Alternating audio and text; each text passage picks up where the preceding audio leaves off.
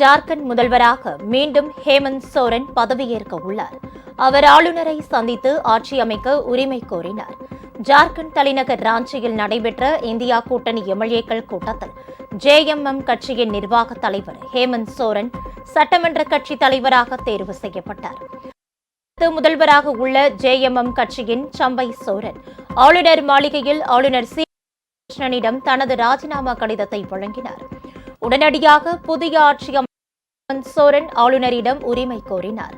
இருவரும் அதற்கான கடிதம் சிபி ராஜிடம் வழங்கினார்கள்.